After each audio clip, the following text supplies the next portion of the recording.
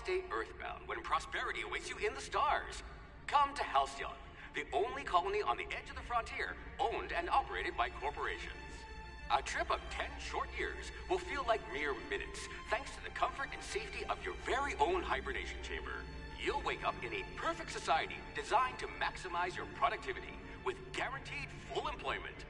With only a minor term of service, you will become the master of your own destiny when you go out of this world to the Halcyon colony.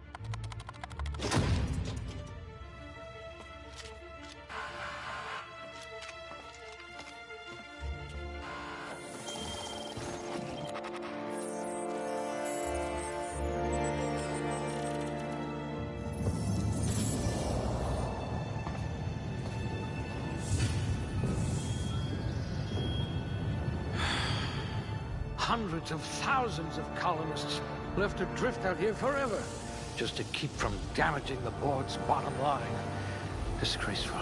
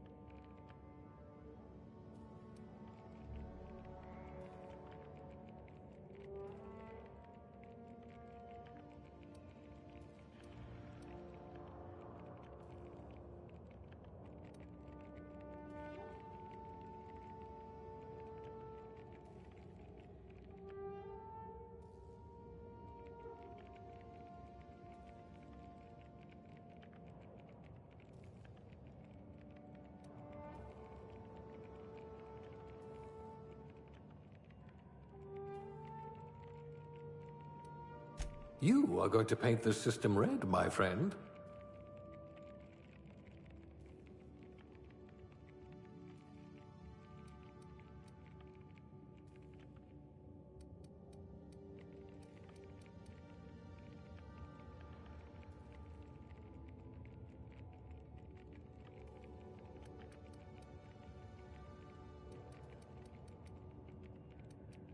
Subtle and discreet. Exactly what I need.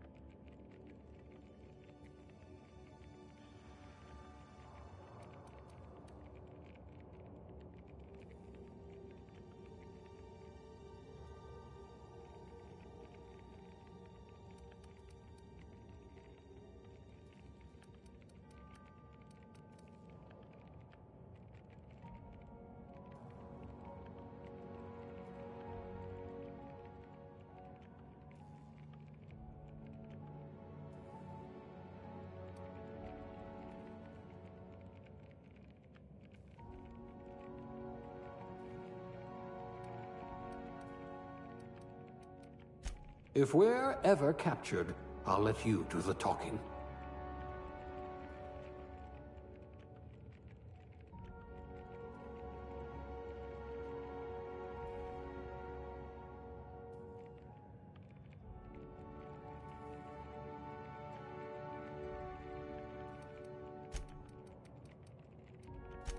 A gunslinger. Oh, they're going to tell stories about you from here to Hephaestus.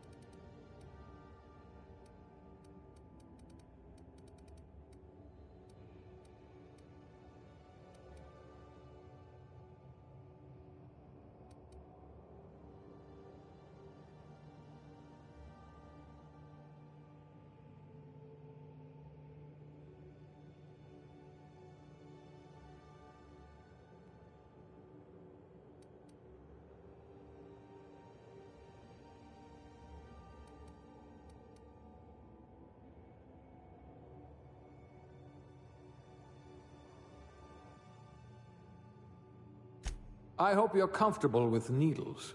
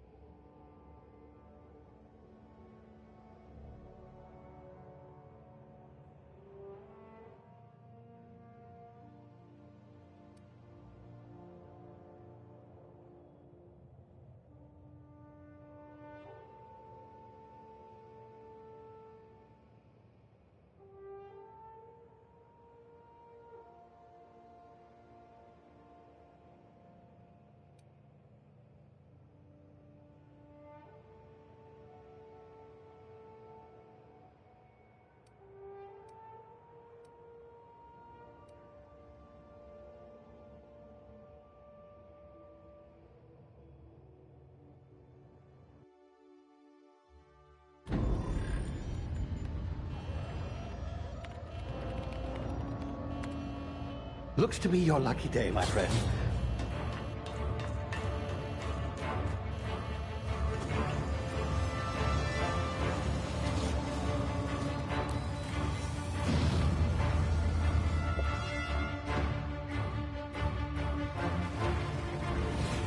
Please power down your engines and prepare to be... Not likely, bootlickers. Initiate skip jump.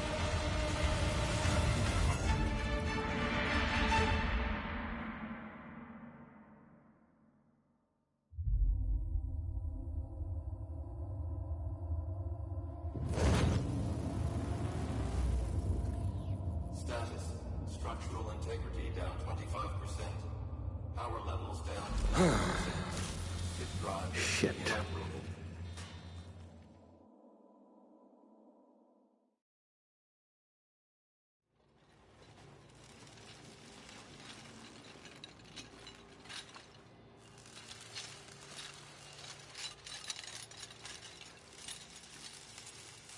Ah, there you are.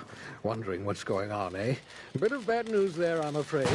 Your colony ship was inexplicably knocked out of skip space and forced to complete its journey at sublight speeds. This means that you and every other colonist on the Hope have been in suspended animation for 70 years, give or take. Normally, reviving someone after so long leads to some quite horrifying results. It's called explosive cell death, but it's really more of a liquefaction. Something wrong? Oh, yes, well, not to worry. I've pumped your body full of a special concoction I devised to keep you from dying so horrifically. Hopefully at all, but I guess we'll see, yes? Unfortunately, I used the last of my chemical supplies saving you. I know it's a lot to ask, but I must have your help securing more if we're to save the rest of your fellow colonists. I'd see it done myself, of course, but the board has a sizable bounty on my head. Now, my ship is inoperative, but I've managed to hire a smuggler to help you out. He'll be... Oh, I see we're in position. Good luck!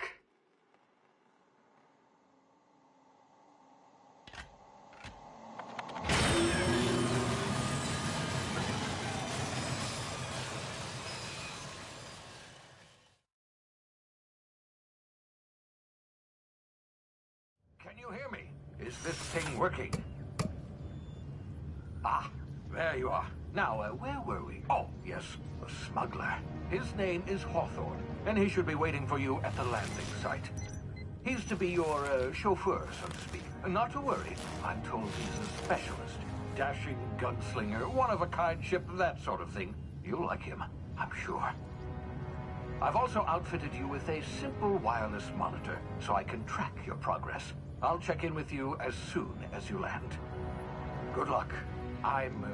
All the colonists are counting on you.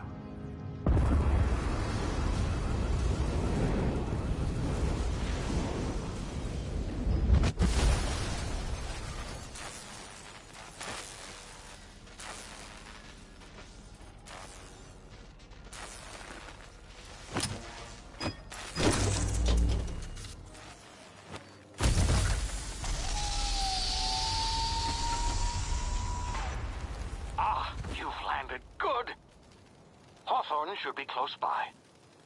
What in law's name? Is that him? Oh, that idiot. I told him to plant the beacon and move away, not stand there holding it. Oh well, no sense in letting his ship go to waste. Hawthorne won't mind you taking his ship. Better you than the board, huh? Not sure I trusted the fellow. Might have gone after the bounty on my head. Shame about the whole squashing thing. Nasty way to go.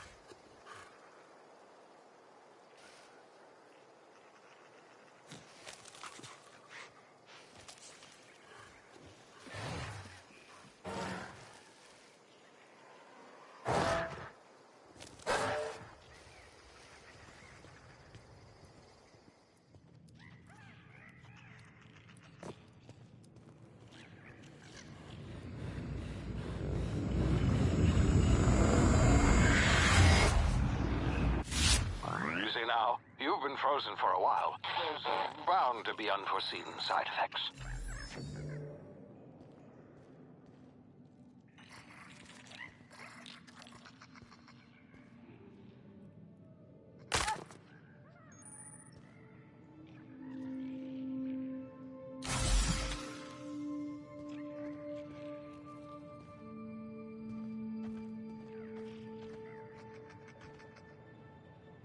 Hey, you, come here. You've tried the best now. Now try the rest. Spacer's choice. Oh, law, that stings.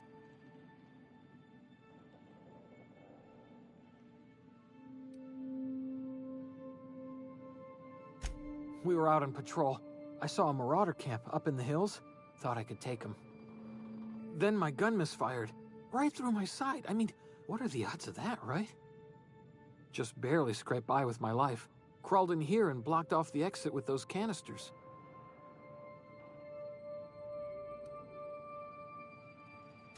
Gibbering, flesh-eating, law-breaking, unemployed lunatics with guns. Some hull had grounded their spacecraft out in the open. That's a real good way to attract marauders. See those canisters by the entrance? Marauders come sniffing around in here, and I can take them all out with a single shot. Not bad, huh?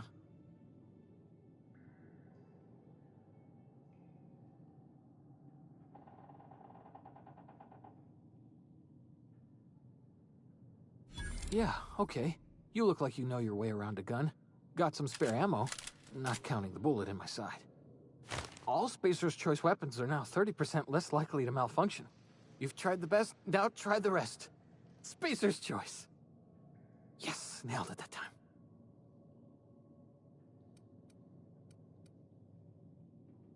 You hit your head or something? You're in Emerald Vale. We're a Spacer's Choice community. Edgewater's a little ways down. Prettiest place in the Vale. Be sure to stop by a provisioner's for a can of our famous salt tuna. The Hope? Is that some sort of fancy new drug? Are you with Auntie Cleo or something? Don't take this the wrong way or nothing, but I'm not allowed to fraternize with Cleo workers. Company policy.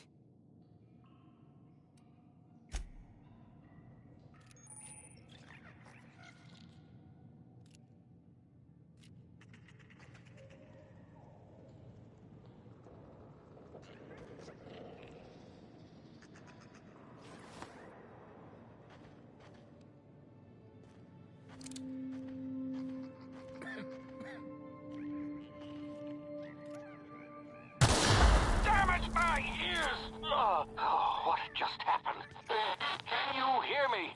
What in the hell? This...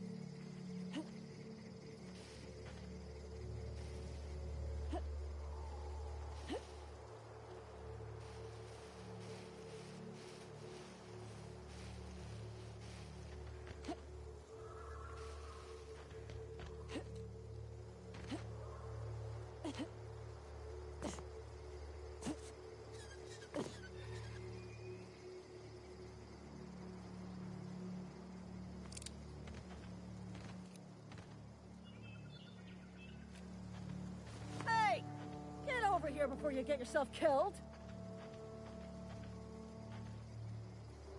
Don't know where you came from, stranger, but you best keep your head down. There's marauders hereabouts, and worse, landing violators. Gall on that rung leech. Landing in the Vale without using an official Spacer's Choice landing pad. I'd slap him with a fine if it weren't for all these marauders shambling about.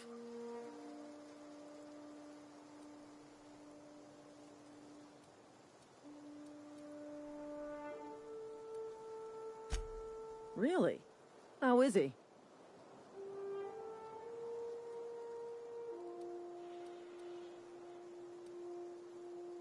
Well, that's a relief. You don't want to know how much paperwork's involved in paying off a gravesite fee. We'll see him back to Edgewater, just as soon as I cross these marauders off with the swift, cost-efficient fury that's made Spacer's Choice the most trusted brand in personal defense.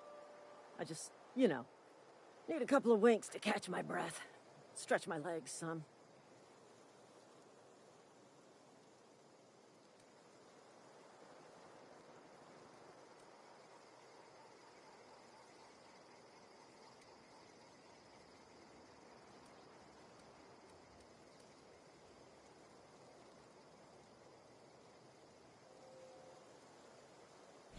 Well, sometimes.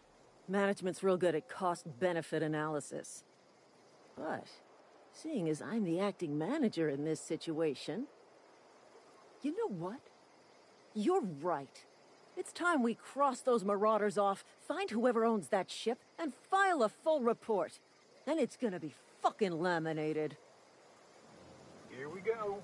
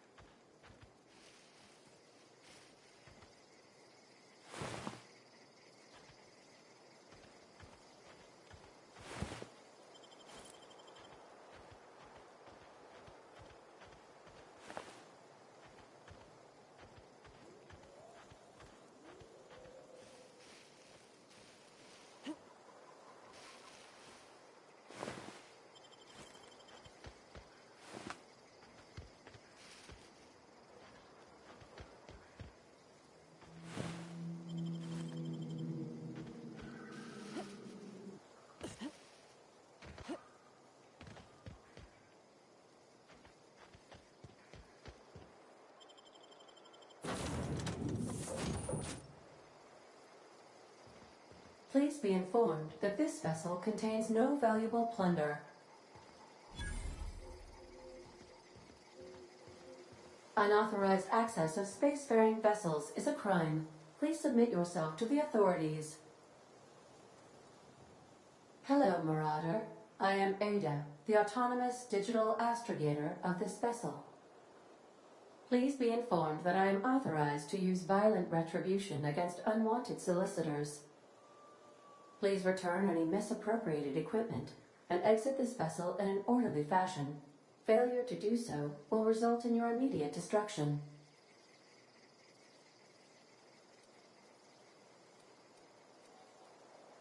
I detect an elevated heart rate, indicating dishonesty. Please prepare yourself for lethal deterrence. Jettison procedures initiated. Disengaging airlocks. Preparing to eject all boarding parties in 5, 4, 3, 2, 1.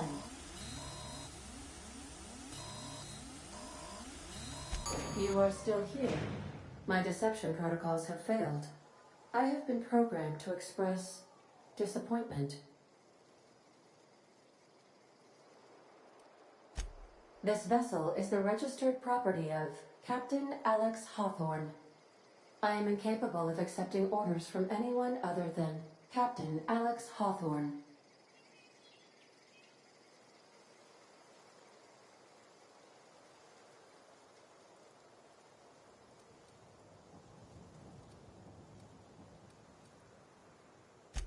I deduce from the tone of your voice that Captain Hawthorne failed to meet you at the designated location.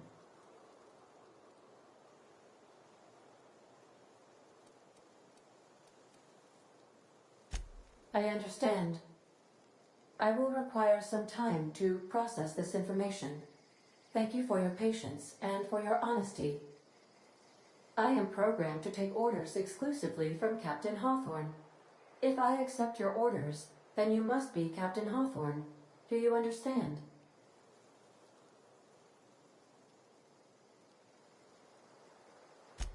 Well done, Captain Hawthorne. I see your powers of deductive reasoning remain intact. Unfortunately, our engine is currently inoperable. Our main drive suffered a critical power failure, and we were forced to make an emergency landing. The main drive's power regulator has been irreparably damaged and must be replaced.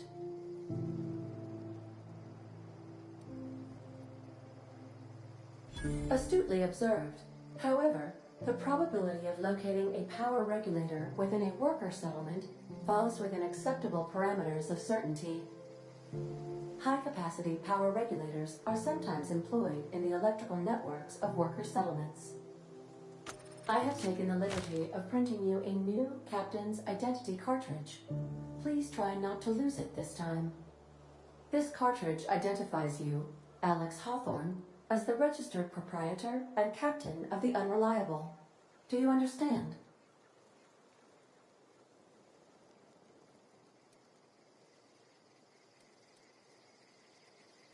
Best of luck in your search for a power regulator. Try to stay alive this time.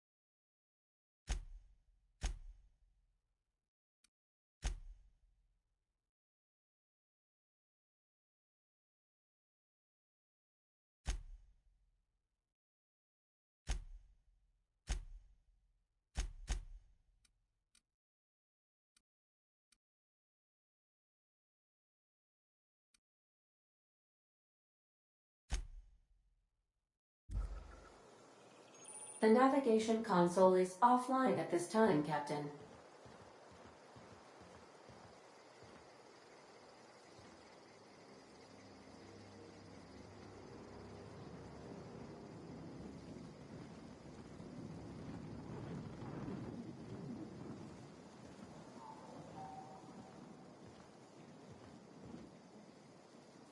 If your equipment is in need of repair or modification, the Crux 2000 workbench is at your disposal, Captain. I suppose everything on the Unreliable belongs to you now, Captain. Help yourself. No, really.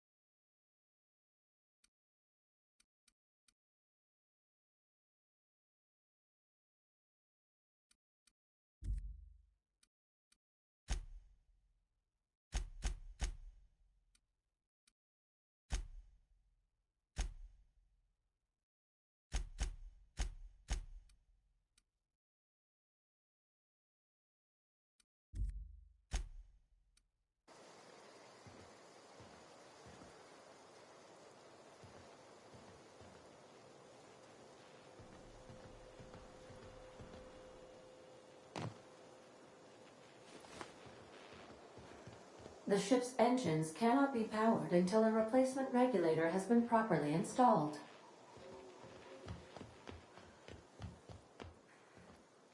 Want to be a brand new you? Try out our respecification machine. Alex installed it himself, right before he died.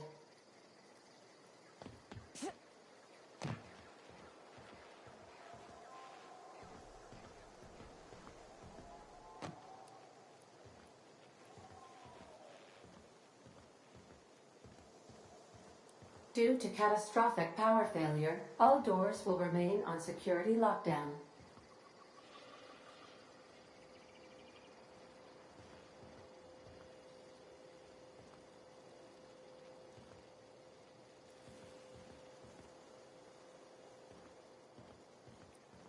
These are the crew's quarters. Alex preferred to travel alone, but he always had me.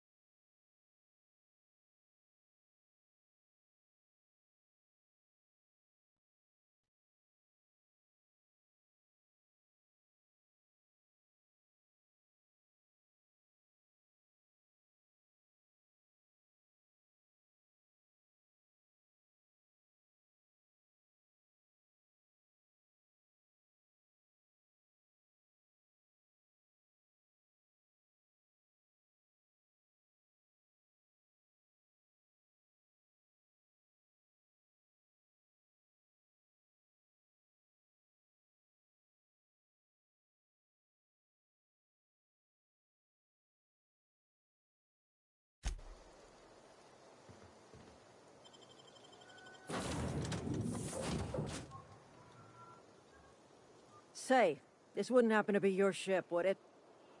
Because you sure walked in it like it was your ship. And if this ship is yours, well, ma'am, you owe Spacer's Choice a hefty fine. Afraid we gotta dock your pay.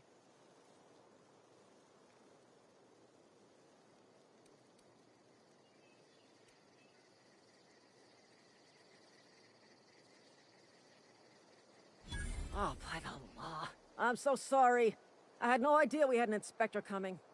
If you'd like to speak with my manager, I report to Constable Reyes in Edgewater. Edgewater's not too far. Just follow the road east of here, over past the cemetery. Now, if you'll excuse me, I need to inspect the crime scene before I make my report.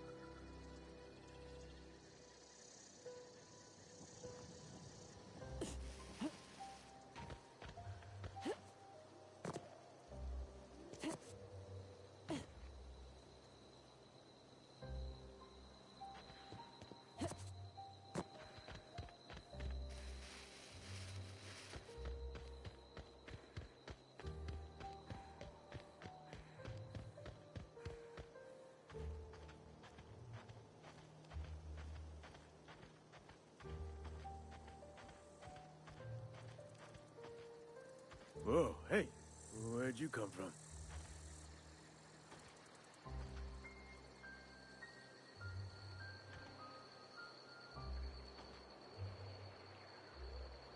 Don't go ambling out in those hills. That's Marauder territory, friend.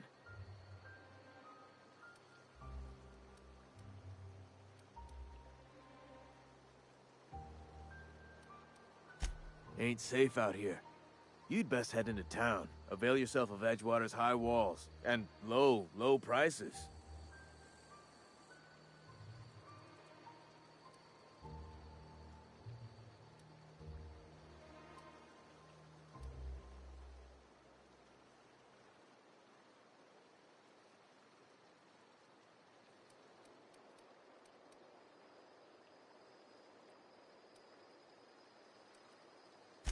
Pleased to make your acquaintanceship.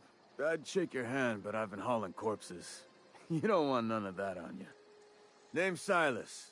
Junior in humor for the town of Edgewater. We're all part of the Spacer's Choice family.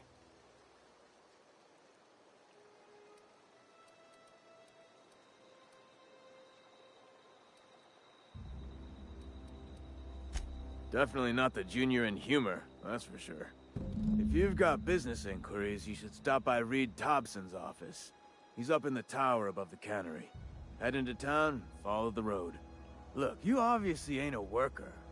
What's your racket? You a smuggler? Freelancer?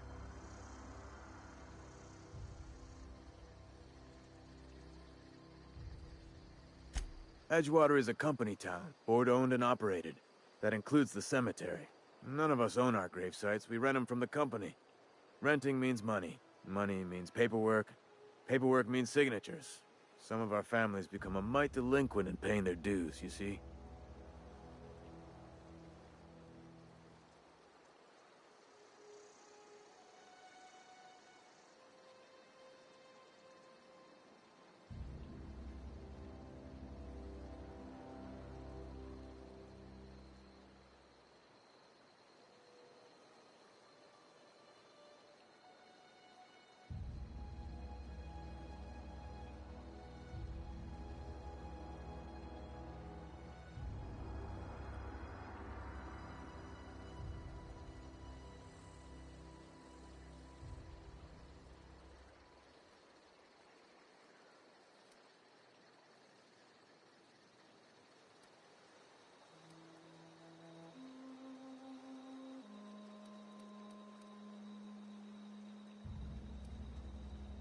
Company policy.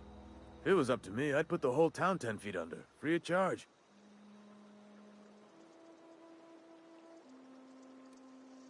Quotas, mostly. Got a backlog of graves to fill. Bodies won't bury themselves, you know?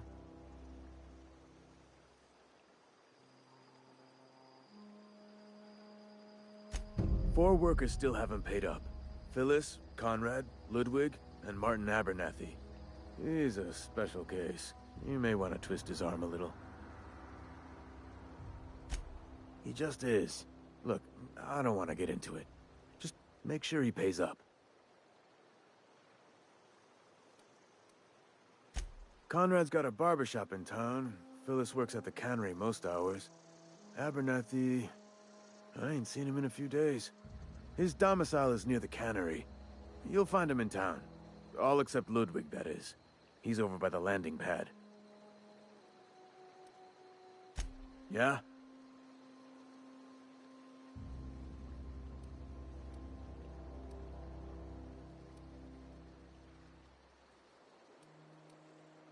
The colony ship? Are you talking about that old rumor? Some great big starship packed full of colonists what got lost in the Aether never to be found again? Ain't heard that one since I was but a stripling. Can't say it was terribly convincing, far as rumors go. There a reason you asking?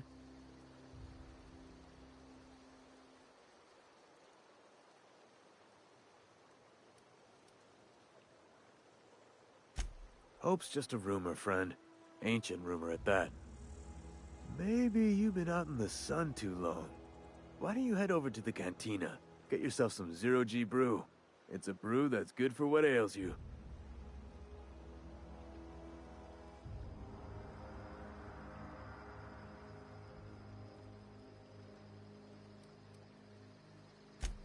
Something I can do for you?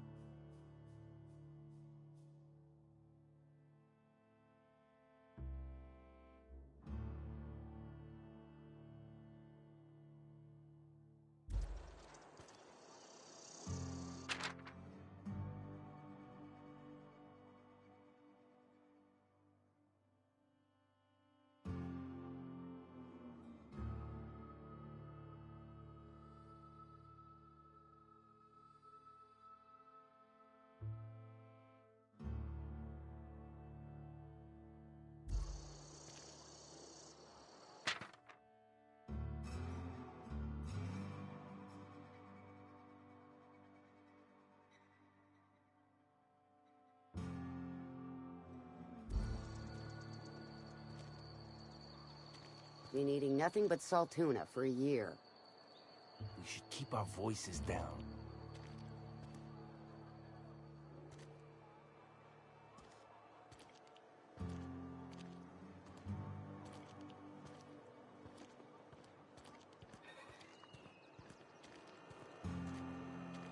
Hey, you hear about Wilson? Heard Marauders got it.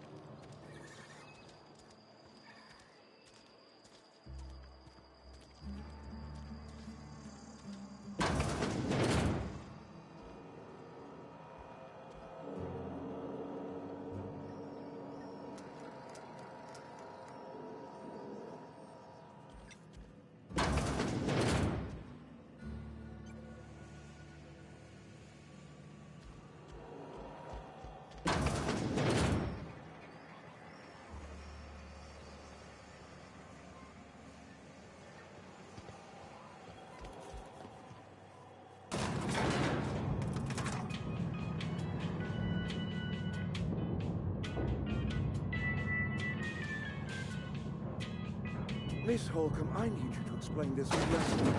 The grease monkey, Argo? I'm sorry, Mr. Thompson, sir. You asked why it's taking so long to fix. The answer's technical. Don't apologize. Just try using small words for me. The cans bust open in the oven because she's set to cook saltuna, which isn't what we've got. Mr. Thompson, I think there's someone here to see you. Focus, Miss Holcomb. You and I are still talking. Let's start over. Walk me through the process. Show me where it's going awry. Well, sure. It's, mostly on account of what we're feeding into the mechanism. It puts food in cans. We have food, we have cans. Why won't it work like we need?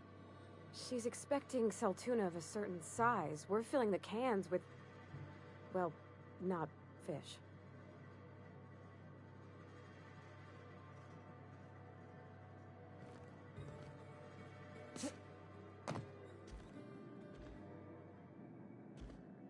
Seems we've got a guest. Really now, Parvati, I do wish you'd spoken up. I do apologize. I was given no forewarning of your arrival, or I might have welcomed you at the gates myself.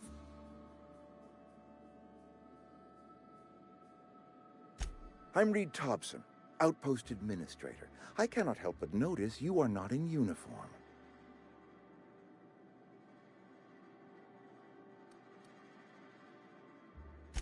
Of course not. I don't have that kind of luck. Seems I allowed my excitement to run away with my wits. Been a few seasons since we've had a visitor pass through.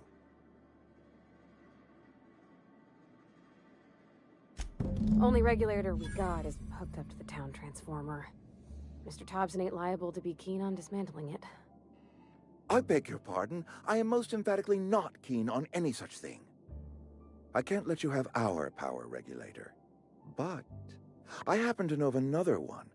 And I happen to know exactly how you may retrieve it without frying yourself in the process.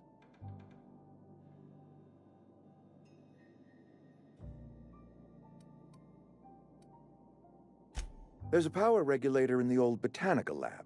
It's mostly abandoned, so all that power is being squandered. Go down to the geothermal plant.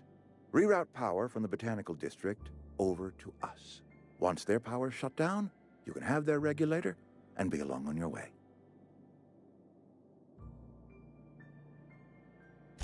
I was not entirely sure how to tell you this. The botanical labs are not legally inhabited, but there are people who live there.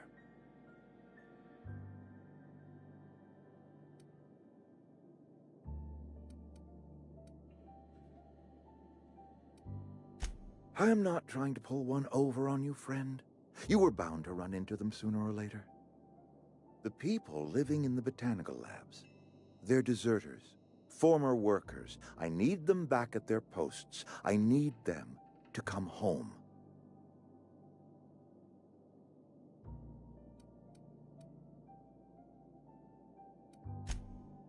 Edgewater is struggling. We haven't hit our production quota in years. If we don't meet our quotas this year, the company might shut us down for good. I need those workers back at their stations.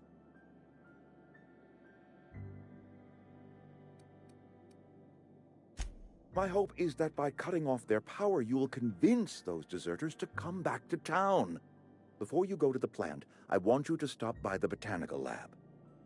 Speak to their leader, Adelaide. Tell her the power's about to go, and that it's time her band of deserters came back to town. Adelaide's older than the other deserters. She's dignified, kindly. From what I understand, her camp looks to her for leadership.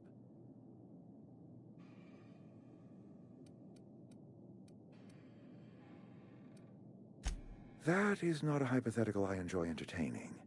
We need Adelaide back. Nonetheless, I will settle for the return of her followers. We belong to one community, the Spacer's Choice family.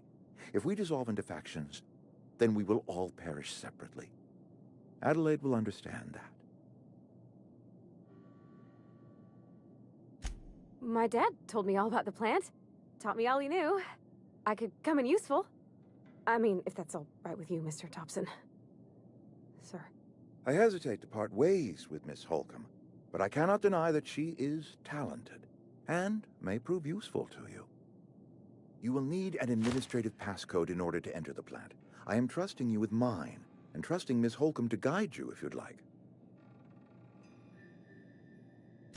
Great! I got my wrenches and diagnosticators and hairpins and engine tape, so I'm all set. Well, I am glad to hear that. Best of luck to you, and thank you again for your help. It is a lot to ask of a stranger, I know.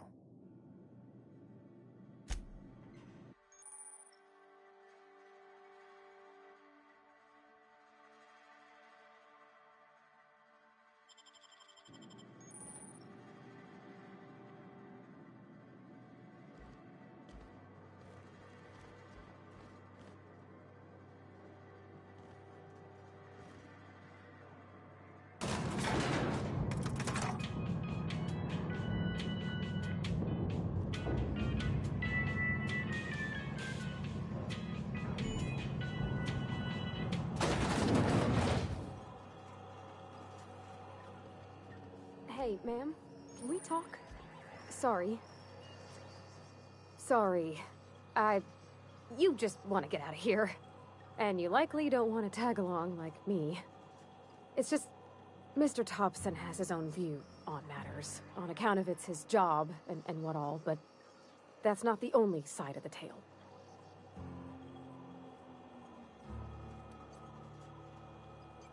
Oh, he ain't a liar. He believes every word he says. It's just, he doesn't always get where other folk are talking from. To Mr. Thompson, a person's a gear. It does its job quiet-like. If it squeaks or stutters, it gets replaced. The deserters are decent folk. I knew some of them before they left.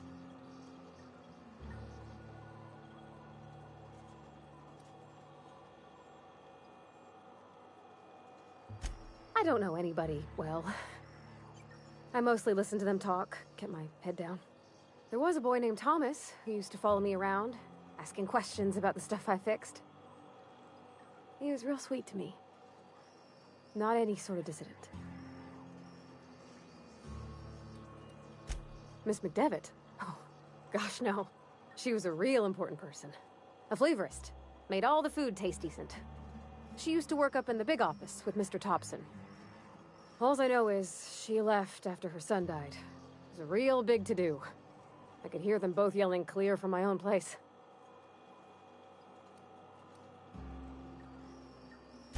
Can't say as I know. I wasn't there. The sound carried, but not the words. If Mr. Thompson ain't of a mind to tell you his own self, you'd best ask Miss McDevitt, if you can get out to her.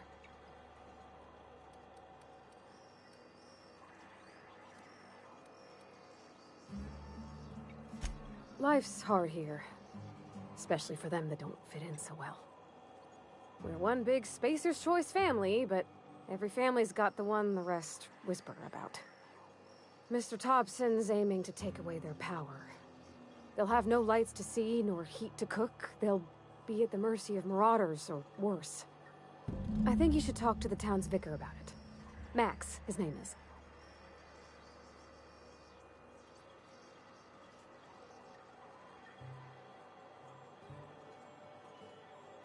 Thanks, ma'am. I just think when you gotta make a decision that'll hurt somebody, it's best to think on the right and wrong of it. That's what my dad used to say anyways.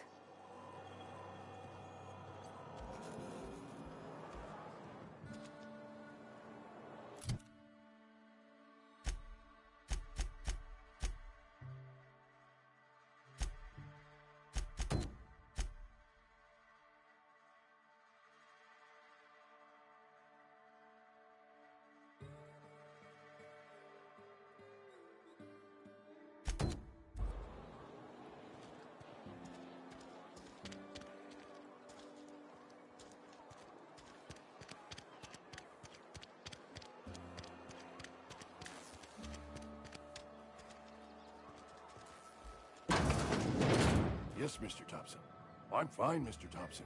Never been healthier. Whoa, did Mr. Thompson send you? Well, you tell Mr. Thompson I'll be right at my post. Tomorrow. Bright and early tomorrow. Because I'm definitely not plagued. As spry as a spring chicken. That's old Abernathy.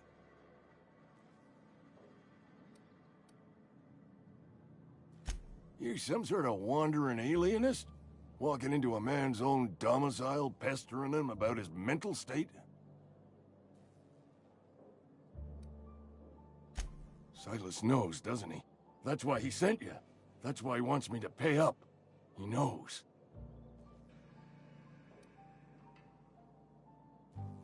Sounds like he's already told you. You may as well hear it from me. I'm dying. I'm not long for this world. The date of my expiration is fast approaching, and soon I shall be ushered through the great cannery in the skies. Don't say that, Mr. Abernathy. You still got a couple decades in you. I'd steer clear, Ms. Holcomb. My affliction's bound to be contagious. It's plague. Has to be. Silas knows. He knows I got one foot in my grave, and now he wants to charge me for the other one.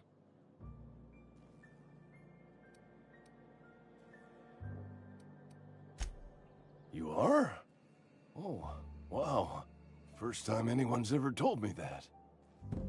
I'll pay your fees. I don't want any trouble from Silas. But if you could see a way to freelancing for me, I could really use the help. There's a cache of anthracillin tucked away in the old community center. Powerful stuff. Stronger than what we got, anyway. I need you to break in, nab that medicine, and bring it back to me.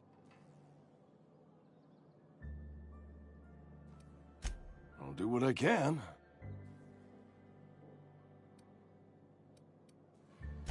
You will not find any guards within sight of that old place. Marauders, on the other hand. I have it on good authority. There's a gang of them squatting there. I advise stepping softly. So you'll do it then? You oblige me with your haste. I think I feel the plague spreading. Oh, Law, it's in my spleen now. I can feel it.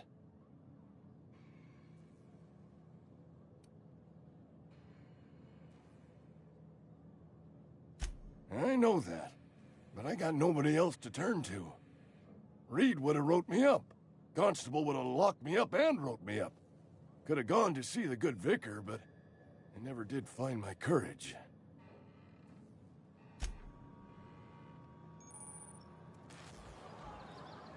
You're making a mistake working for Abernathy.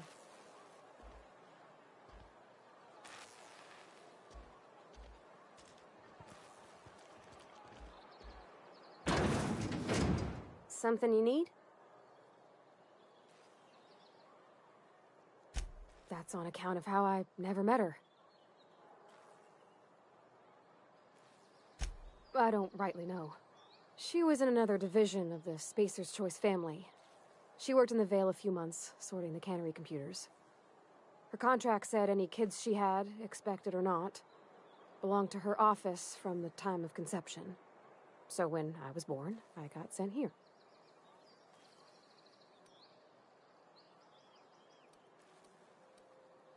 It's sensible.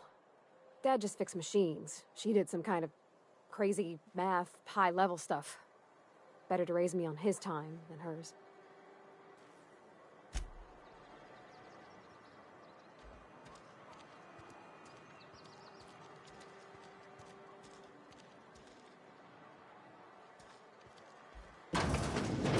Oh, I cut my own hair. But Conrad sells real good disinfectant. Please don't touch anything. Your hands are probably crawling with germs. Physical hygiene recapitulates moral hygiene. Cleanliness is next to lawfulness.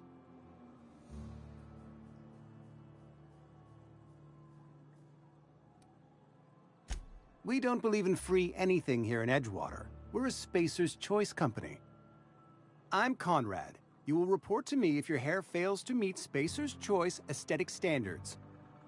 You will also report to me in the event of your death, whereupon I will clean and prepare your remains for interment. Ah, gravesite fees. Silas and I had talked about this at length. I thought I'd made it clear my pecuniary situation precludes the necessary restitutions. As broke as pie crust, friend. Bidless, indigent, destitute. I simply cannot afford it. I am a blemish on the prosperity of our fair settlement. When I expire, I expect Silas to toss my body into a ditch.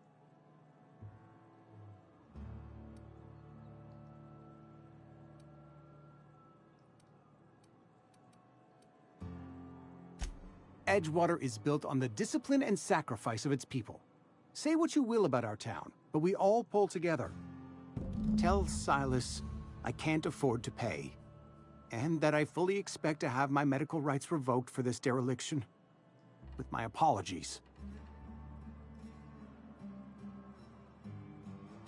Some time ago, I fell ill with the plague. By the grace of the law, and through my own hard work, I'd proven worthy of treatment. Frankly, I don't imagine I'll earn that right a second time. The barber work hasn't been profitable, you see. I've had to keep this old place running with my own savings. Not a bad idea.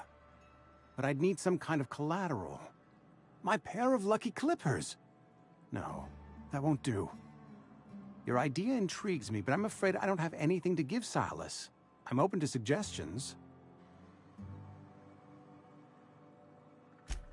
Much obliged.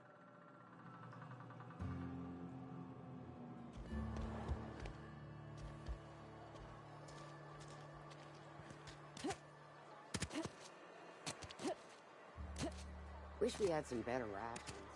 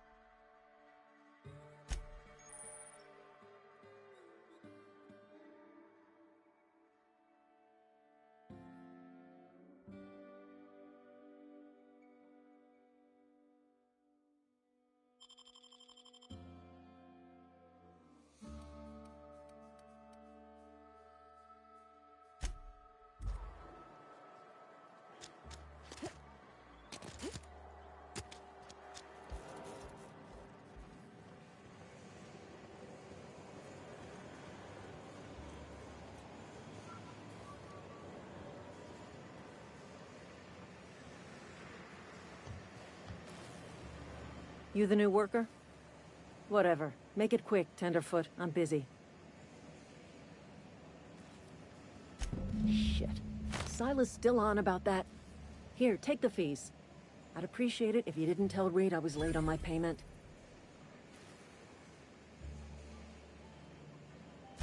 Because they're not my fees and not my gravesite. Guy I worked with shot himself. I paid the bill.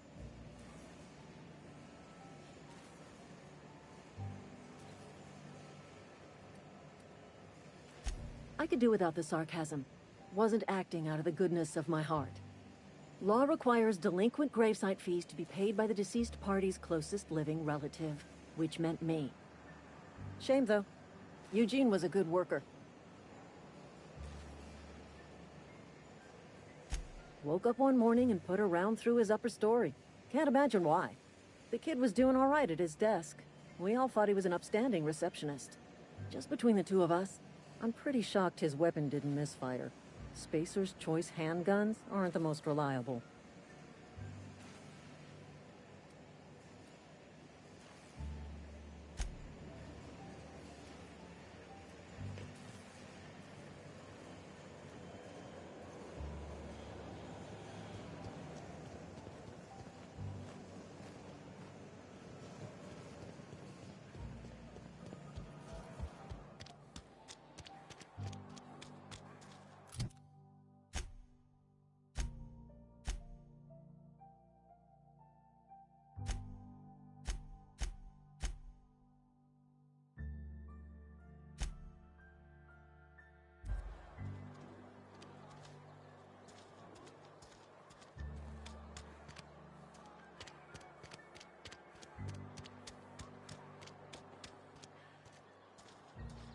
I'm sorry. I'll just be a minute.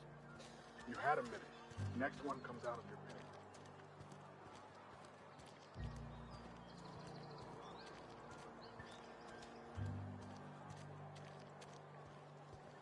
I've always felt weird in here. It's too clean.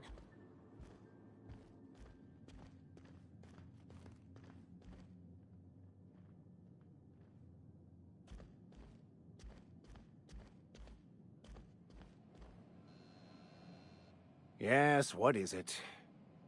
You're an outsider. Fantastic. Vicar Maximilian de Soto, at your service. Or Vicar Max, if you're the sort who prefers brevity. And Ms. Holcomb as well. How rare to see you out. And with a complete stranger. Curious. Just tagging along, Vicar de Soto. Don't mind me. I so rarely get new people to talk to. Name your poison, anything at all. Spiritual counseling? This season's tossball predictions? The quickest way out of town?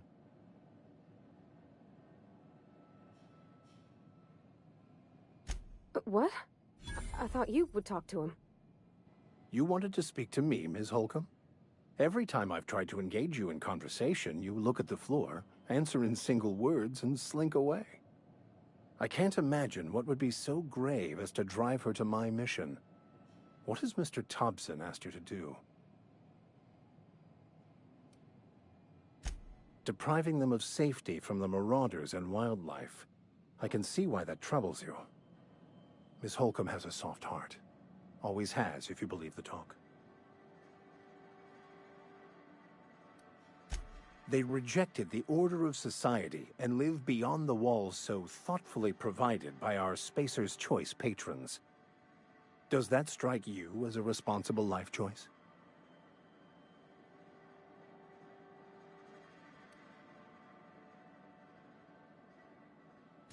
Assuming your goal is to save as many as possible, then you should bring everyone together. Send the power to Edgewater and convince the deserters to return to the fold.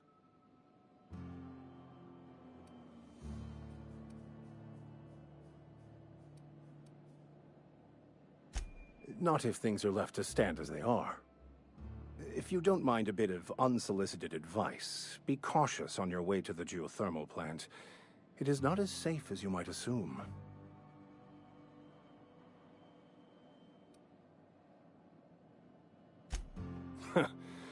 The marauders I met when I ventured outside the walls might agree with you. Bastards snuck up on me while I was dutifully hunting for a banned book in a collector's library. Barely escaped with my life. But you see, one of the reasons I transferred here was to get my hands on that heretical text. If you managed to acquire it for me, I'd pay quite a handsome sum for the book.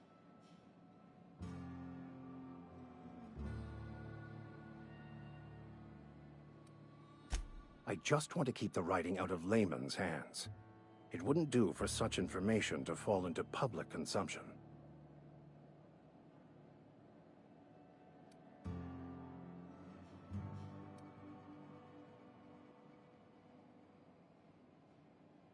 It's a handwritten journal, a faded blue cover with the name M. Bakonu handwritten in the lower corner. I'll mark where I saw it on your map. Assuming you're serious? It is not only a beautiful relic of a bygone time, it's also the thoughts of an early thinker on the nature of man's place in the cosmos. Not many in this colony could understand its true value, should they ever read it. Thank you. If you retrieve it, you can always find me here.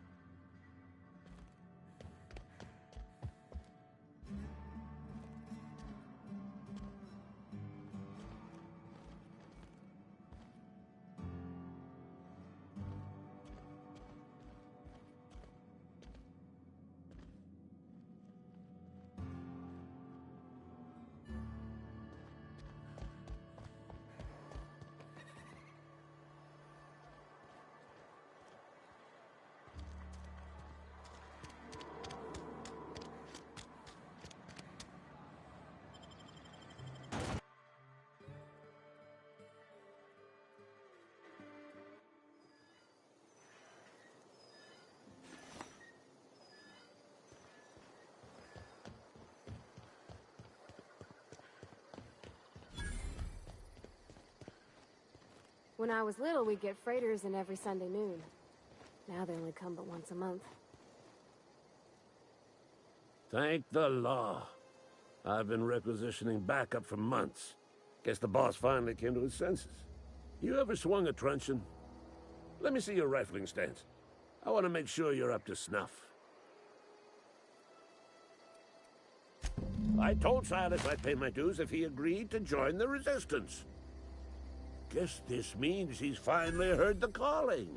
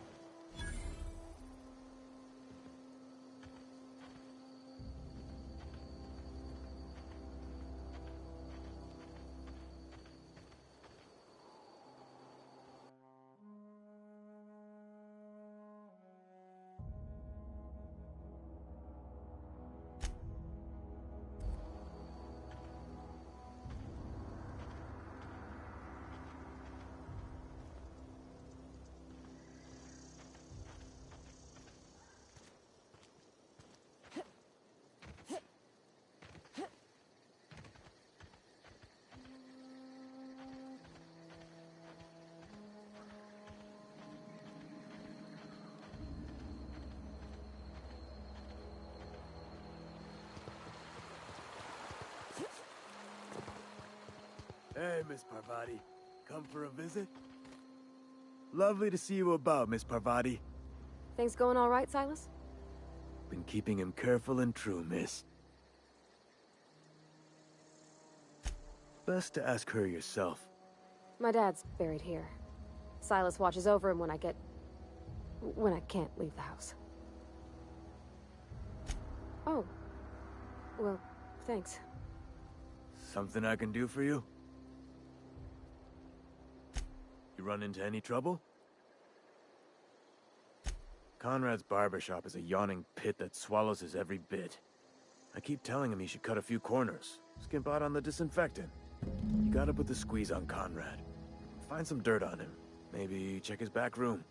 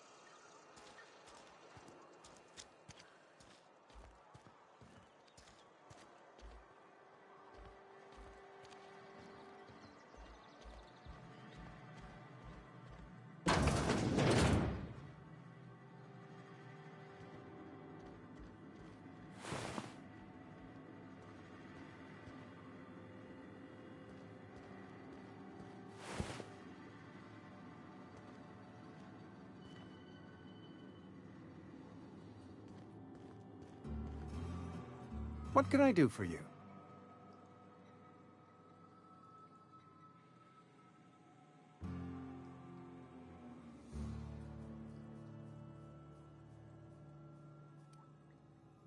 Go ahead.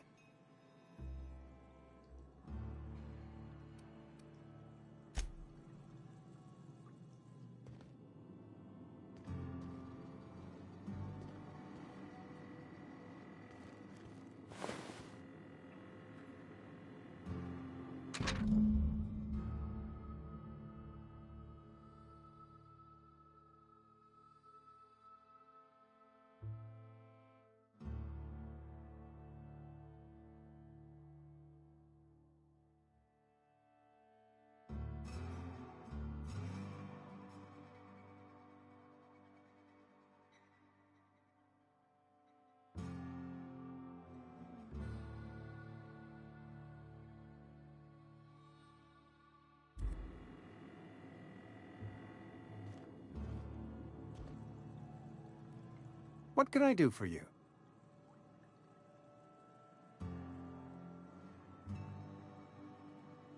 You know about Eugene? How?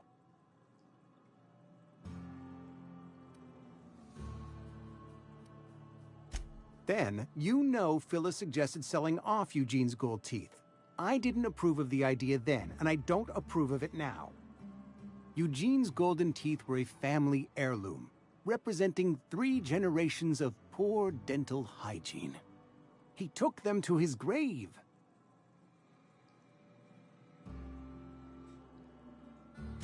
That's unthinkable.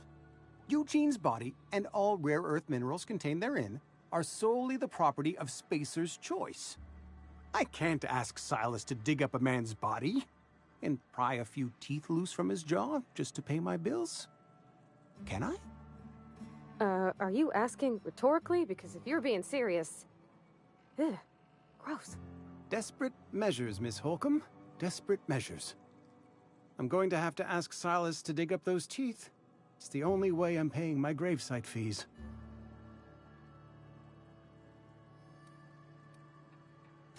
I'm sure that I have no other choice.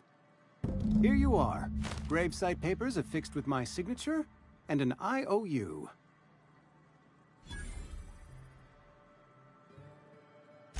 Eugene was not a suicide. He put a bullet in his brain, yes, but that's largely a technicality. I was the one who prepared Eugene's body for interment. I discovered symptoms of the plague on his corpse, and I discovered medicine in his pocket. Lots of medicine. Eugene overdosed on adrenatime, which is known to cause psychosis and paranoia as possible side effects. The paranoia drove him to take his own life.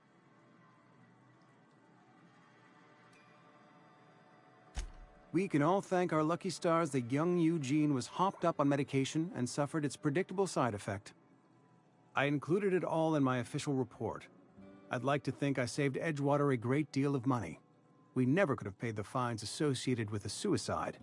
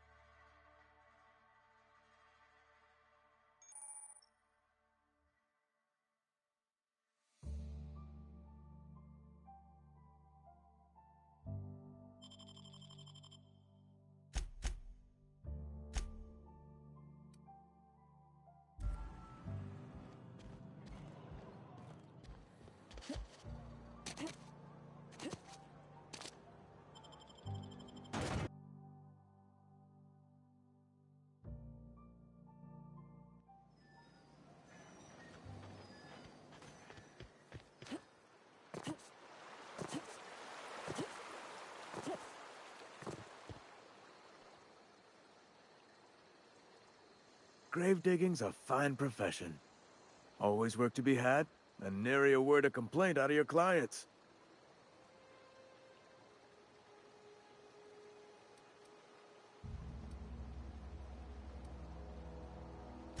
Yeah? What about him?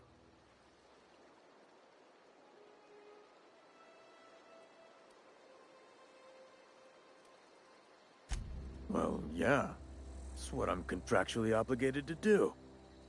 What's this about?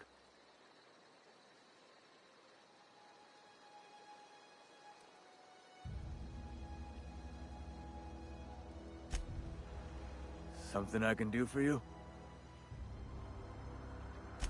You run into any trouble? Reliable work from a freelancer. That's gonna take some getting used to. And I'll buy you a drink sometime. Suppose you've earned it. One good turn deserves another.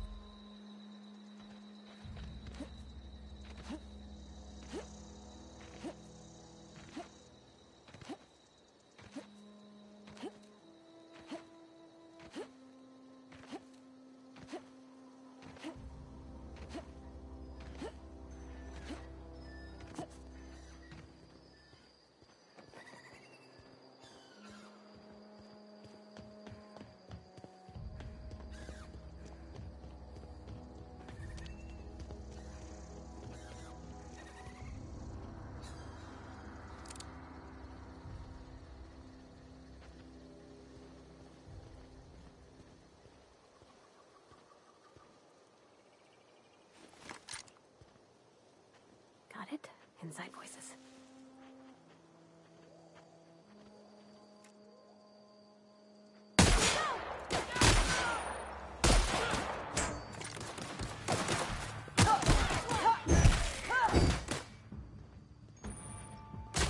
We did it!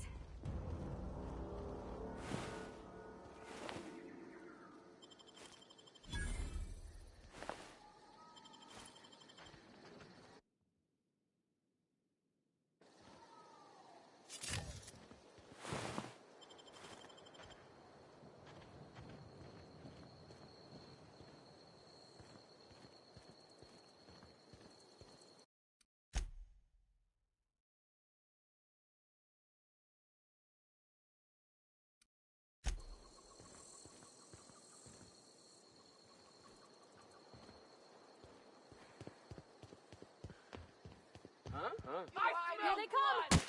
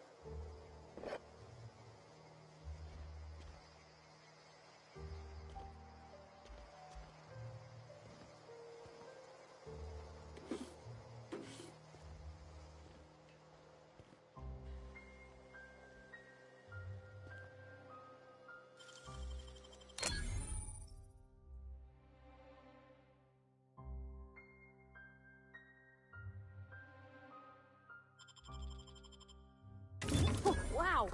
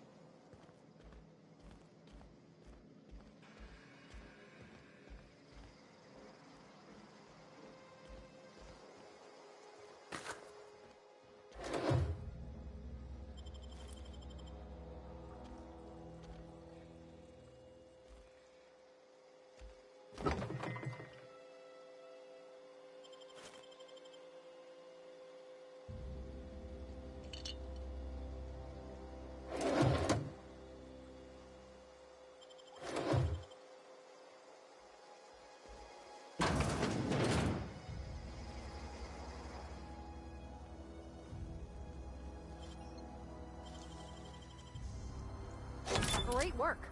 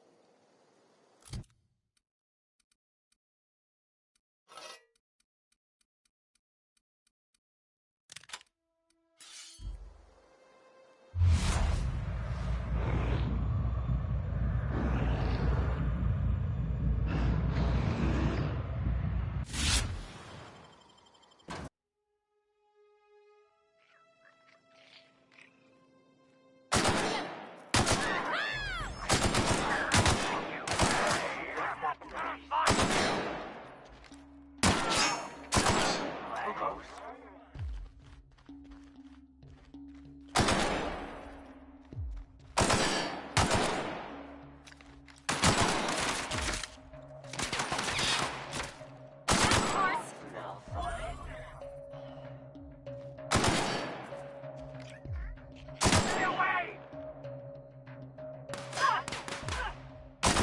Got 'em all!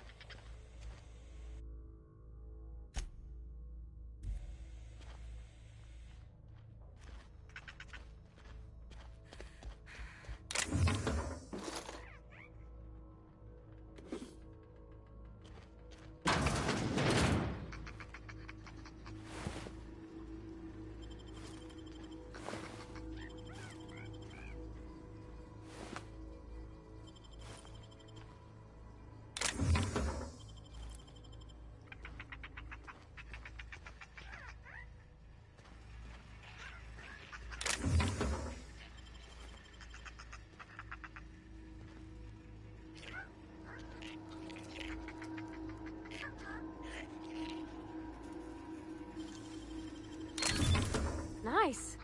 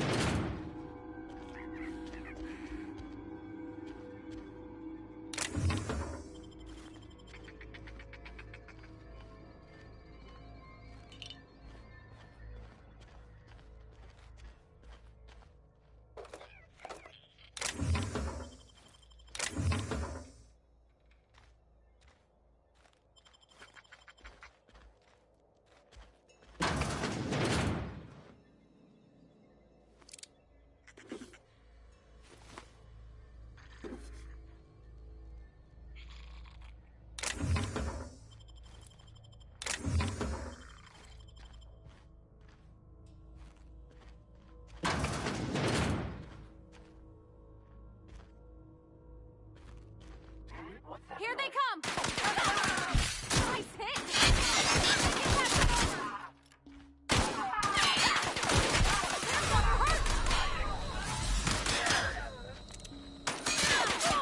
That's the last of them!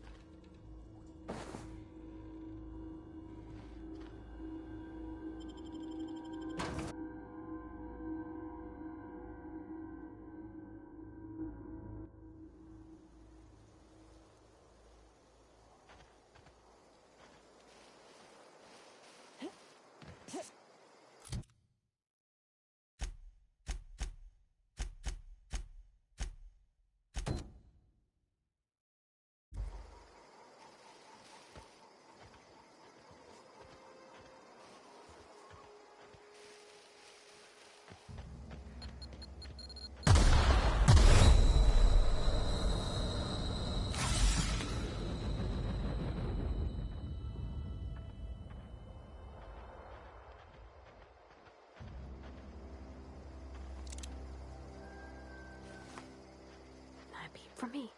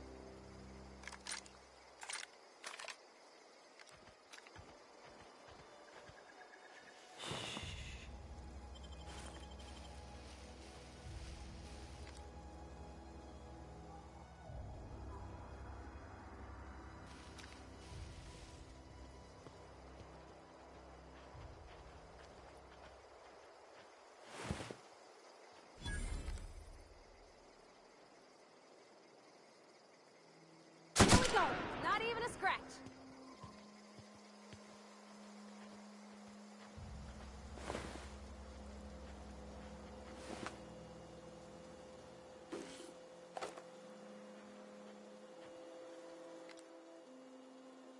Here we go.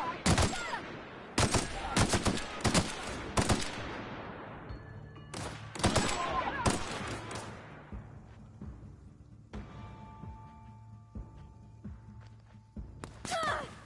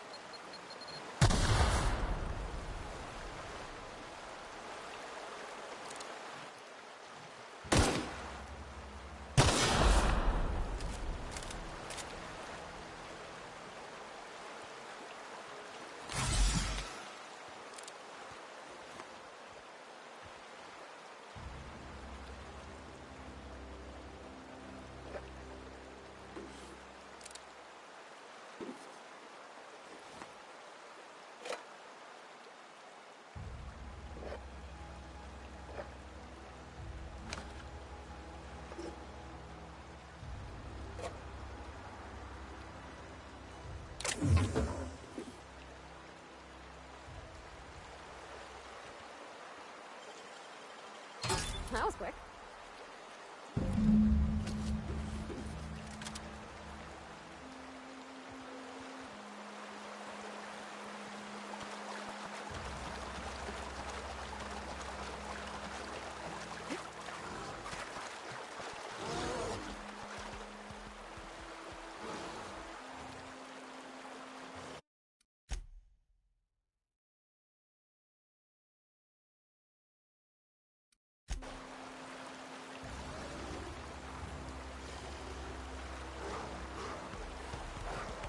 Get ready.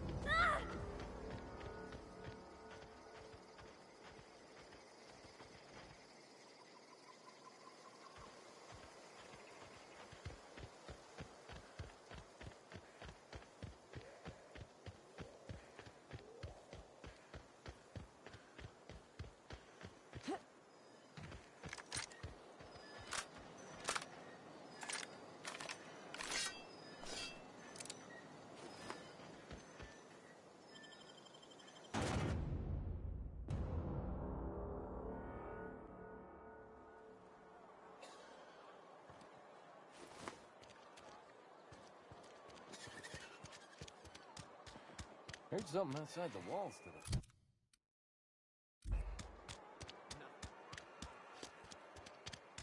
Hey, I need to talk to you.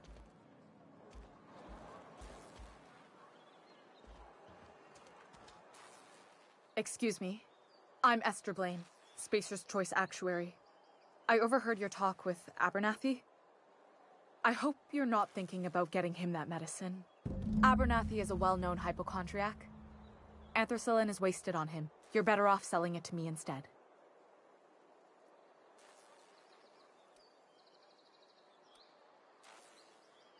All I'm saying is Abernathy's worked in this town longer than some of us been alive. How do I put this gently? He's got a lot of cobwebs up in his attic.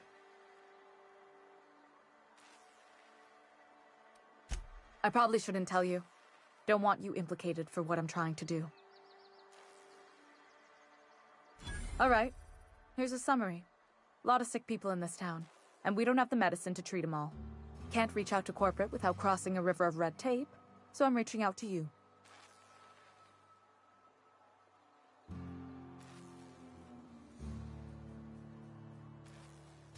Thanks. I'll see to it that this medicine gets to the people who need it. Here, something for your trouble. Nothing personal, but I hope we never do business together again. Don't want to make a habit of consorting with smuggler types.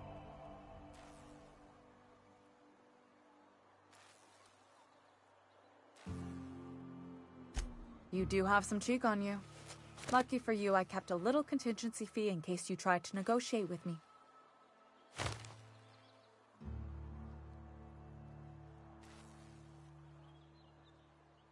Somebody deserving. Silas on account of him being out in the cold. Amelia seeing how she's around people all the time. Anybody in the sick room?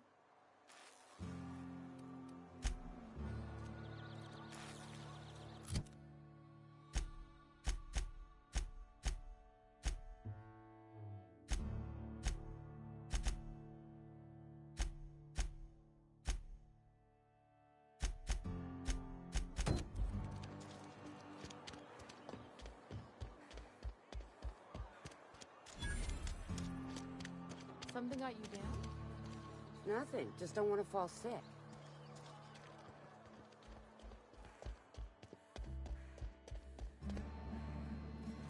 Any progress on that matter we discussed? Wonderful. This is fantastic. Well worth all the sacrifices I... Wait. What the fuck is this? Is this... French? I can't fucking read French. It's a law-forsaken joke is what it is. French! Ha! I was so high and mighty, preaching to the yokels about following the plan, while fighting it at every turn.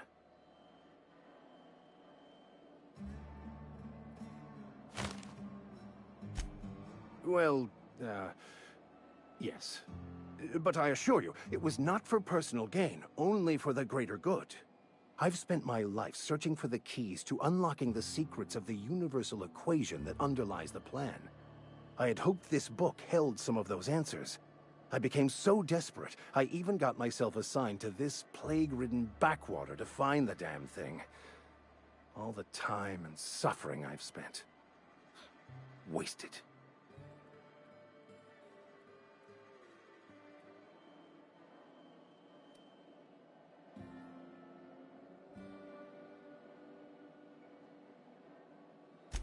Bokonu, the author, had some interesting theories about man's perception of reality that I thought could be applied to our attempts to decipher the plan. Unfortunately, he was also one of the founders of the Philosophist school of thought, so the book is banned in this colony. Philosophism's a false religion that stands in contradiction to almost everything we know to be true. They believe all is chaos, in stark contrast to OSI's belief in the plan. But most of the Philosophist perversion of Bokonu's thoughts came more than a century after his death.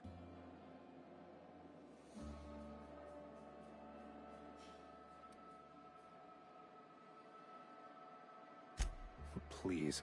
As if my life should have no greater meaning than proselytizing to a bunch of feeble-minded wretches. Nothing could be more excruciating than discussing the true nature of reality with people who have no interest beyond their next Aetherwave program. But that's neither here nor there. What I need to do now is to find a translator, obviously. But to do that, I'll first need to secure transport. You have a ship. Perhaps I could make myself of use to your crew.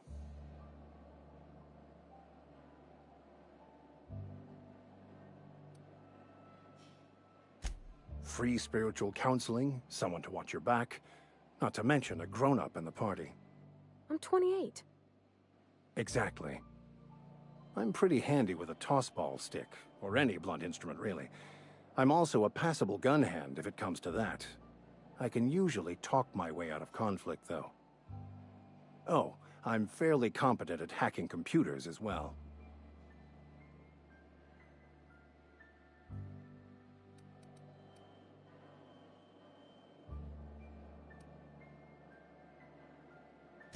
Well, understanding computers is, though I admit I took it further than most. And I was quite the 32nd back during my seminary days. Left many an opponent bleeding on the field. Fantastic. Let me get my things in order and I'll catch up with you. Edgewater's gonna miss you. Folk here always had good things to say about their vicar. Thank you, Ms. Holcomb. I'll be glad for the change of scenery. And to leave this place behind. I shall see you on the ship, Captain, whenever you're ready to leave Emerald Vale.